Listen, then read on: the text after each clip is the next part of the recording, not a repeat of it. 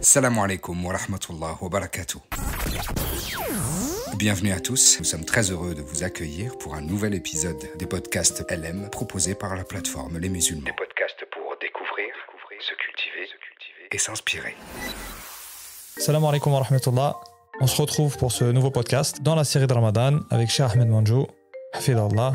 Salam alaikum Cheikh. Wa alaikum salam wa rahmatullah. Alors, merci beaucoup pour la deuxième session. Non, c'est nous qui vous remercions Cheikh de votre disponibilité, de nous partager ces pensées spirituelles, ces rappels pour nous, on en a fort besoin. Dans ce deuxième podcast donc, on va parler du sacrifice de soi dans cette ordonnance, dans cette préconisation du don et de toutes les sagesses qui en découlent. C'est ça, Cheikh? Oui, bien sûr. Alors, moi, ce que j'aimerais bien faire ressortir, on a discuté dans la première session, c'est que tout ce que nous avons, ça émane d'Allah subhanahu wa ta'ala, c'est lui le maître absolu, le propriétaire absolu, et on doit suivre ce qu'il nous a dit.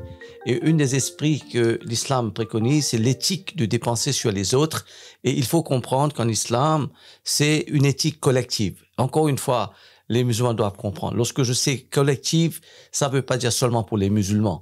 Tous les êtres humains on doit prendre en considération pour eux aussi. D'accord? Alors, l'islam a une éthique collective. D'après un hadith rapporté par Nouman bin Bashir, le prophète sallam lui a dit, tu vois les croyants en ce qui concerne leur miséricorde entre eux, leur amour entre eux et leur gentillesse ressembler à un seul corps, de sorte que si une partie du corps n'est pas bien, alors tout le corps partage l'insomnie et la fièvre avec elle.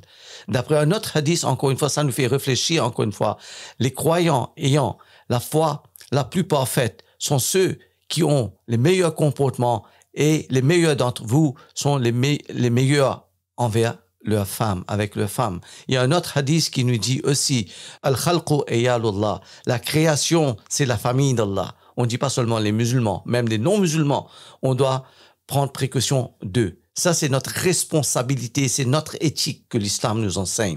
Le Coran est très clair là-dessus, où Allah nous a dit « Innamal mu'minuna l'ikhwa, faslihu baina akhawaykum, wattaqullah la'allakum turhamun » c'est-à-dire, les croyants ne sont que des frères. Établissez la concorde entre vos frères et craignez Allah afin que vous fasse miséricorde. C'est-à-dire, c'est un message universel. On n'a pas dit les musulmans de la France, les musulmans d'Angleterre, les musulmans de l'Afrique. Non, c'est pas ça du tout. C'est une idée universelle. Il faut comprendre.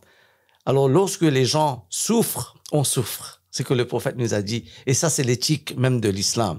Il y a un autre hadith que j'aimerais bien faire ressortir, rapporté par Imam al-Bukhari, alayhi rahma.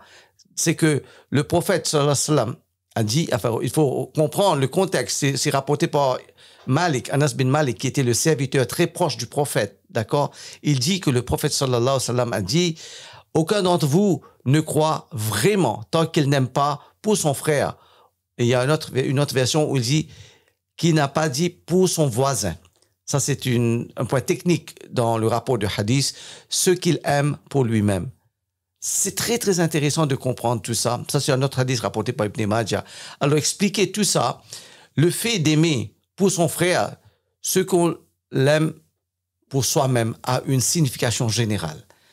Qu'est-ce que ça veut dire? Aimer pour une autre personne ce qu'on aime pour soi-même. Ça, c'est la question qu'on se demande. Cela signifie que vous devrez vous abstenir de causer du tort et des ennuis aux gens.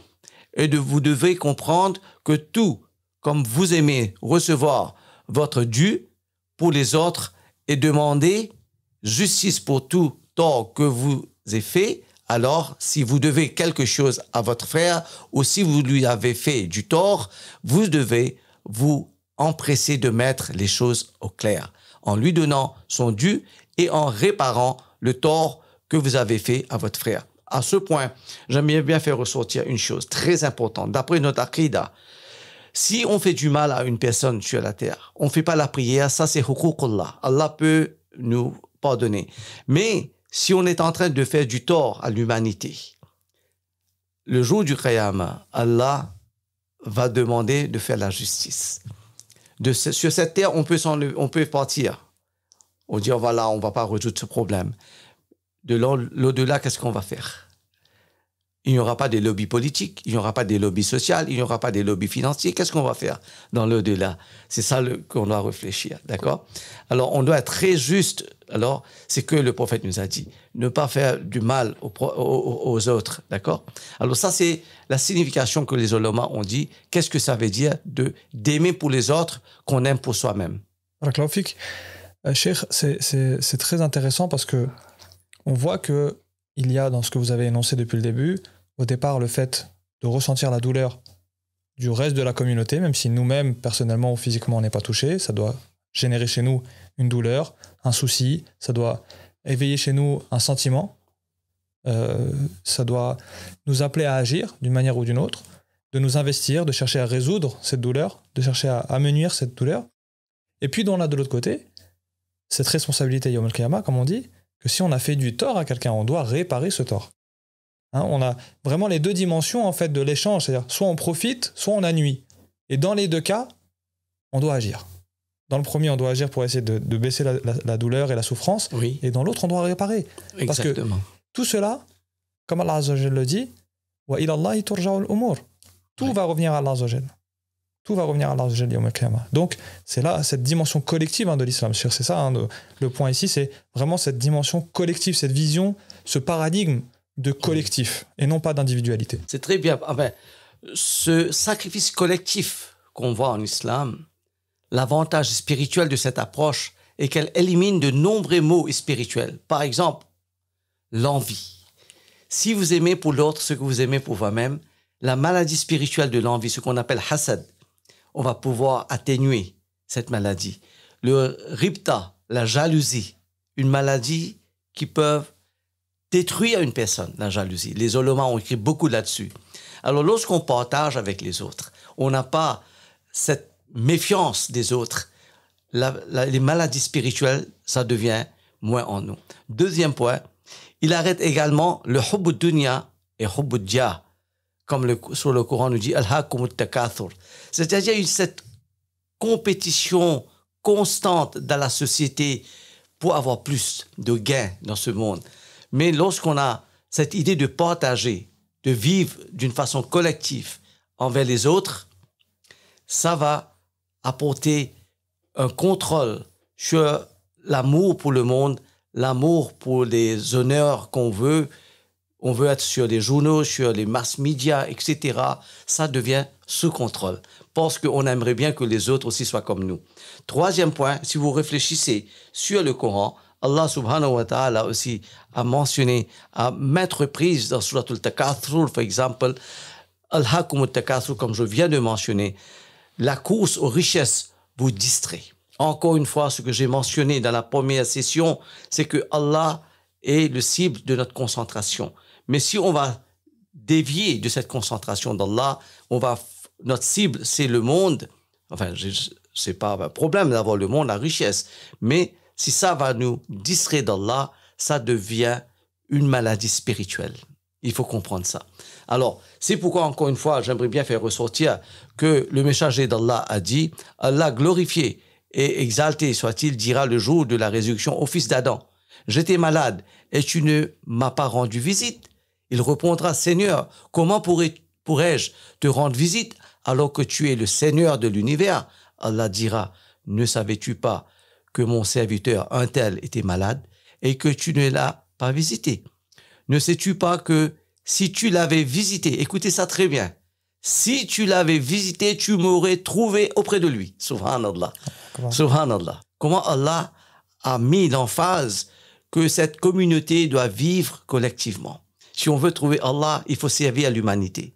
Au fils d'Adam, si, Allah nous dit encore une fois le hadith qui continue, au fils d'Adam, je t'ai demandé de la nourriture, mais tu ne m'as pas nourri. Il répondra, Seigneur, comment pourrais-je te nourrir alors que tu es le Seigneur des mondes? Il dira, ne sais-tu pas que mon serviteur un tel t'a demandé de la nourriture et que tu ne l'as pas nourri?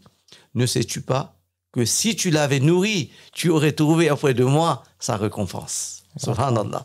Encore une fois, lorsqu'on dépense dans le chemin d'Allah, c'est pas seulement on est en train de se contrôler spirituellement, mais la connectivité avec Allah, on ne peut pas mettre un prix là-dessus.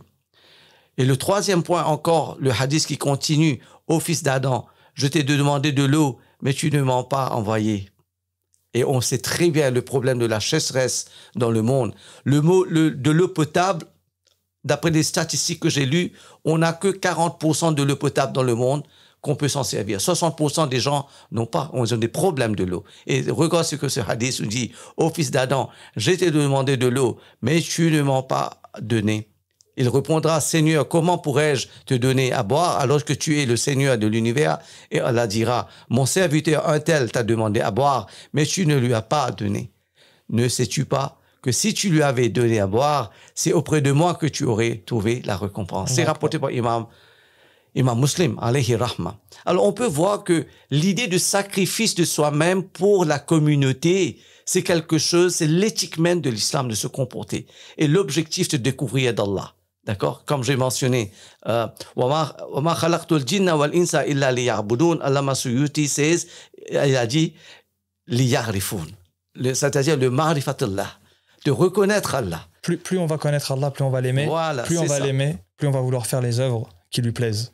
Oui. Barakallahu fik, cher, ce hadith, il nous montre toute la dimension collective. Chaque œuvre qui est mentionnée dans ce hadith, elle a une dimension collective et on aurait trouvé la récompense d'Allah Azza wa Jal dans chacune d'entre elles. D'où l'importance et la volonté d'Allah Azza wa Jal de placer le collectif au centre de notre cheminement dans cette vie. Oui. D'ailleurs, le mot insan, c'est du mot uns, c'est-à-dire de se socialiser. Regardez la beauté de la langue arabe, d'accord? Alors, j'aimerais bien faire ressortir un point très technique, la façon qu'on va dépenser notre argent, l'aspect financier. C'est un verset très très puissant, verset 178, Surat al-Baqarah, où Allah nous donne une image. Qu'est-ce que c'est que la piété, la justice? Il dit que la justice, la piété ne consiste pas à tourner le visage vers l'est ou l'ouest. Les justes sont ceux qui croient en Dieu, au jour dernier, aux anges, aux livres et aux prophètes, qui font la charité, subhanallah, qui font la charité à partir de leurs biens aux proches, aux orphelins, les pauvres, aux voyageurs nécessiteux, aux mendiants, et qui libèrent les captifs, qui accomplissent la prière, paient l'impôt sur le monde et respectent les engagements qu'ils ont pris et qui sont patients dans les moments de souffrance, d'adversité, dans le feu de la bataille. Ce sont ceux qui sont véridiques dans la foi et ce sont ceux qui sont soucieux d'Allah. Subhanallah, subhanallah. Ce verset, vraiment, c'est un verset très approfondi. Mon objectif ici, c'est la charité. Le sacrifice financier qu'Allah a décrit ici exige spécifiquement de dépenser pour l'amour d'Allah. C'est ça qu'il faut encore une fois comprendre, parce que ce que nous avons, c'est lui qui nous a donné. Et maintenant, lorsqu'on va satisfaire d'après ses ordres, pour l'amour d'Allah, c'est ça qui va nous hausser spirituellement, spécialement durant ce mois de Ramadan. Alors, l'intention de dépenser était spécifiée, ce qui exclut toute dépense que l'on pourrait faire pour obtenir des faveurs, des gains politiques ou d'autres arrière-pensées. Ça sera pas valable dans les yeux d'Allah. Ça doit être seulement pour le plaisir d'Allah. Alors, lorsqu'on va comprendre un verset, l'ultime de dépenser sur l'Allah, c'est captivé dans le verset coranique. Yas'alunaka madha yunfiqun qul al-'af. C'est-à-dire, Allah, les gens ont demandé en quoi on doit dépenser. Encore une fois, l'idée de l'alaf, c'est-à-dire lorsque vous avez satisfait votre besoin de base, ce qui reste doit aller vers les pauvres. Et c'est pourquoi en islam, vous pouvez voir le calife Abu Bakr, comment il a diminué son salaire et il a retourné l'argent vers le Baytul Mal parce que pour lui, l'excédent qu'il avait reçu, c'était pas pour lui, c'est pour le peuple. Ouais. Ça, ce sont les exemples de Abu Bakr lorsqu'il a vraiment exprimé qu'est-ce que c'est le al-af. Radiyallahu anhu, mashallah. C'est vrai que les compagnons du prophète sallallahu alayhi wa sallam sont pour nous des exemples dans leur manière de se sacrifier et de leurs échanges avec les autres, notamment Abu Bakr as-Siddiq, Omar ibn al-Khattab. Donc ce qu'on retient de cet épisode, cher, c'est l'importance et qu'on doit toujours garder en tête qu'on doit être utile aux autres. Bien sûr. Que les épreuves des autres en face de nous sont une opportunité pour nous, sont une épreuve pour nous, de savoir est-ce qu'on va réagir, est-ce qu'on va être dans le collectif ou est-ce qu'on va être dans l'individuel. Exactement. L'islam, c'est la collectivité. Et Alhamdoulilah. comme j'ai mentionné, c'est pas seulement les musulmans, même les non-musulmans font partie de ça. Et il faut servir l'humanité avec ce qu'Allah nous a donné. Barakallahu fik, Cheikh. Je vous dis à très vite. On se retrouve Inch'Allah. bientôt pour un nouveau podcast, Inch'Allah. Inch'Allah, bi'iznillah. Salam alaikum wa Wa rahmatullahi wa alaykum barakatuh. assalam wa rahmatullahi wa barakatuhu.